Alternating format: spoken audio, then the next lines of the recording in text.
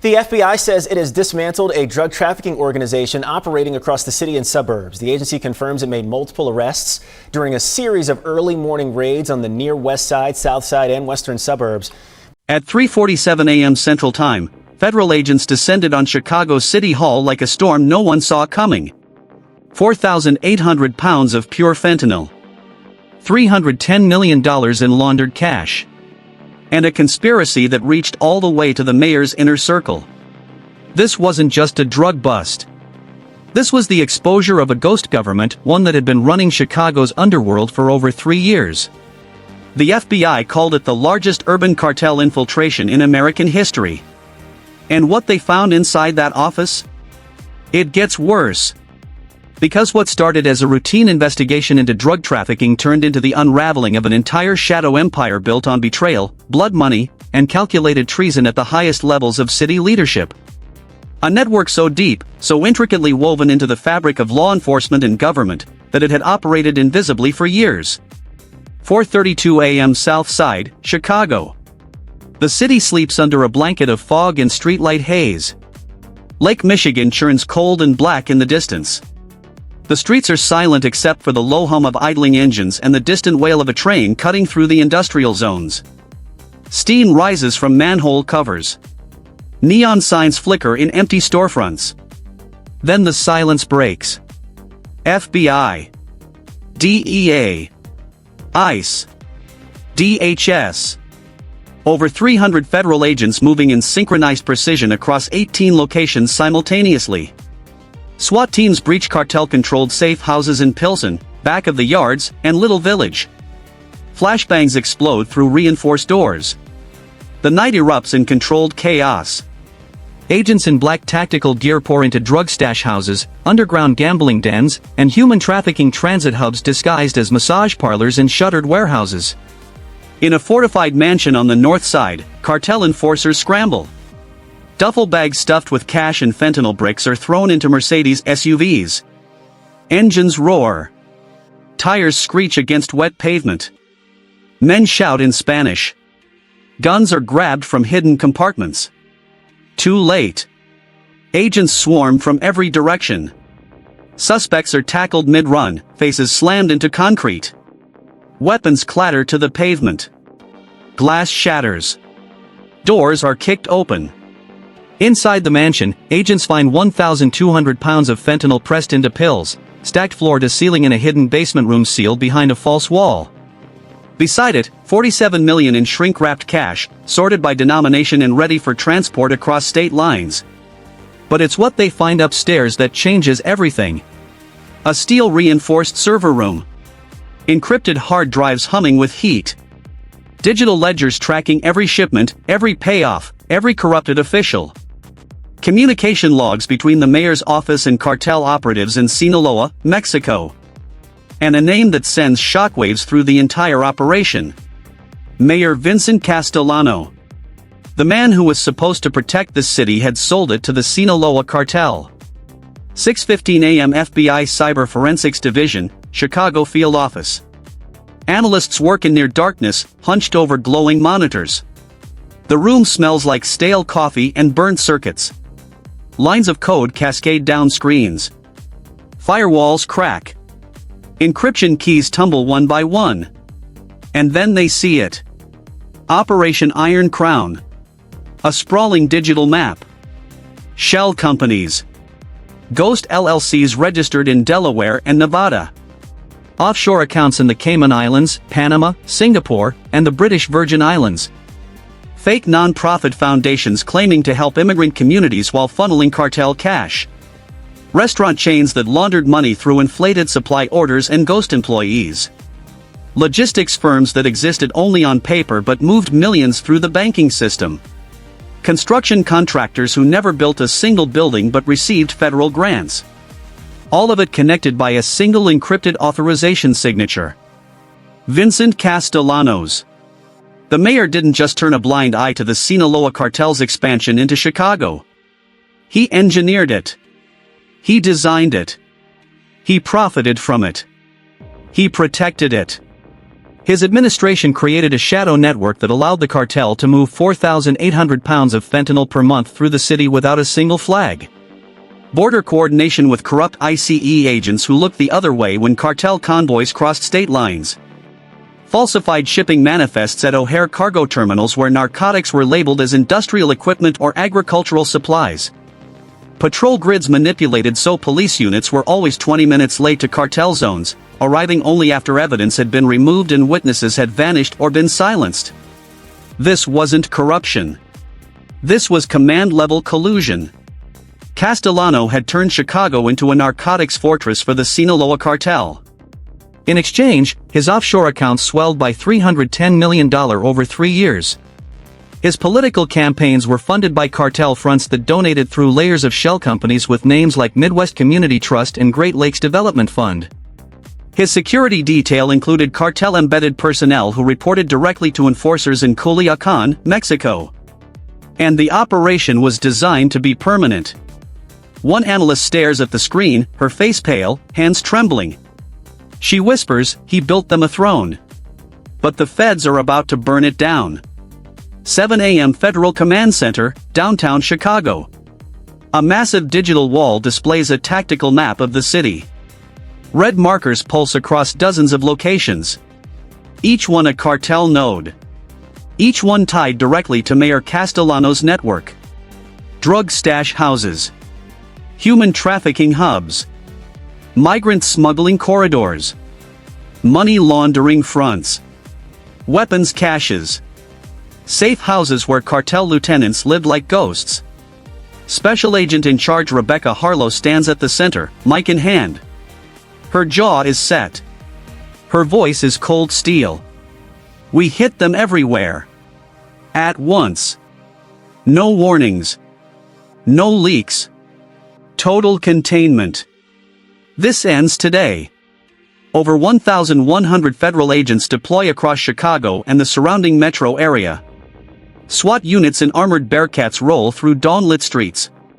Black Hawk helicopters circle the skyline, rotors thumping like war drums. DEA tactical teams rappel onto rooftops. ICE agents storm migrant smuggling corridors hidden beneath industrial districts where tunnels connected to abandoned subway lines and freight rail systems. At 7:14 a.m., they strike. A cartel drug superlab in a Cicero warehouse is breached. Agents find industrial pill presses churning out fentanyl pills by the thousands, workers scrambling in lab coats as chemicals burn in the air. Mixing stations. Packaging lines. Distribution pallets ready for shipment. 2.1 million fentanyl pills are seized. Enough to kill half the city.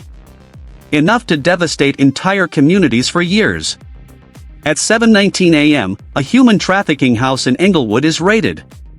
32 victims are rescued, many of them women and children who had been moved through the pipeline for weeks, transported in cargo vans with no windows.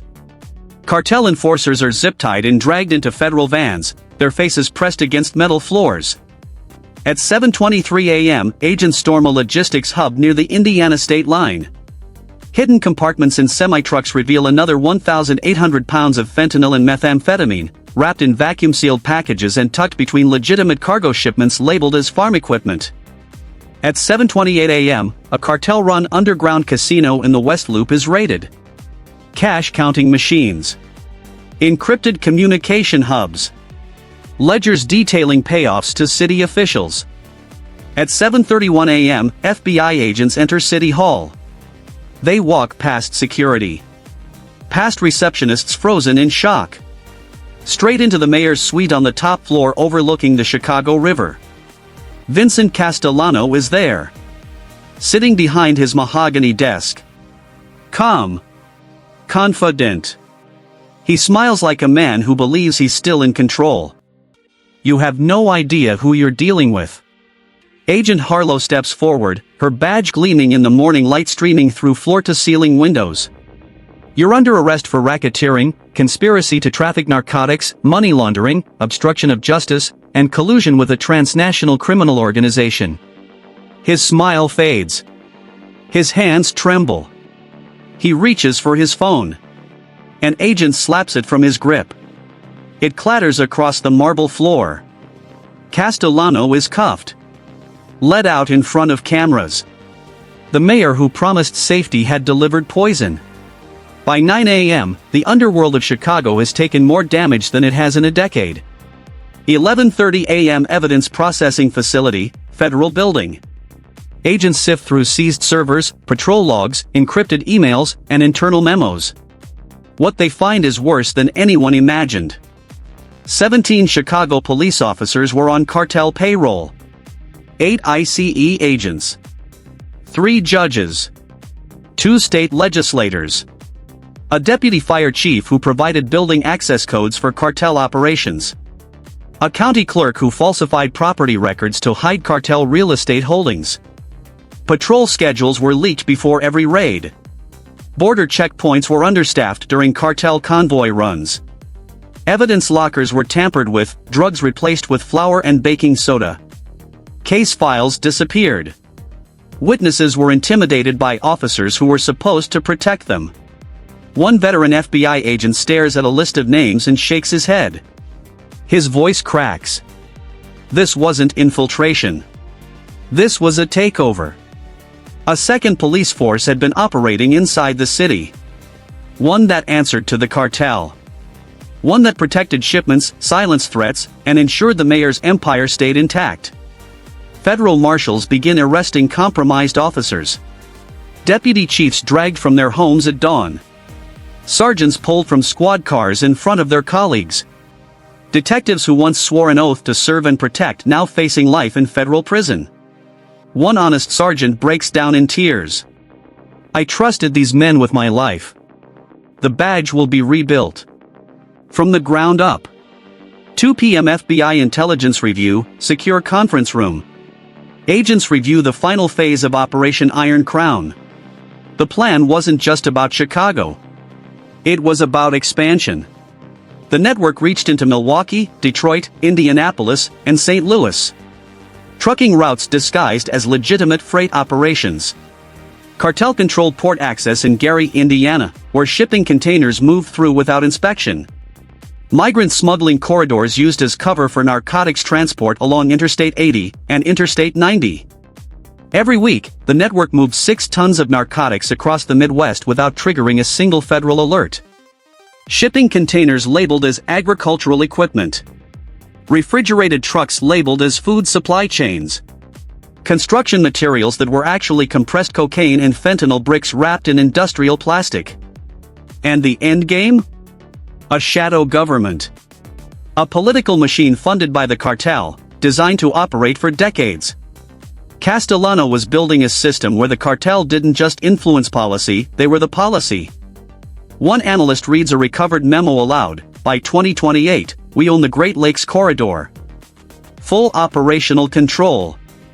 Chicago is just the beginning." The room goes silent. This wasn't just a drug operation. It was a hostile takeover of American infrastructure. Power doesn't always scream. Sometimes it whispers. Sometimes it just smiles from behind a desk and signs the papers that let poison flood your streets. Mayor Vincent Castellano believed he was untouchable. He believed money and influence could rewrite the law. He believed the system was his to control. He was wrong. But the cost is already paid. Families shattered by fentanyl. Neighborhoods hollowed out by addiction. Children growing up without parents. Lives lost to a drug empire that wore a suit and a smile and shook hands at community events. This story is a warning. Corruption doesn't always announce itself. Sometimes it runs for office. Sometimes it builds parks and cuts ribbons while signing death warrants in private. If you're still watching, tap like so more people see this story. Comment expose if you believe this kind of infiltration needs to be dragged into the light. Share this so the truth doesn't get buried under headlines and political spin. And remember, always stay vigilant. Stay awake. Because the next Mayor Castellano might already be in office.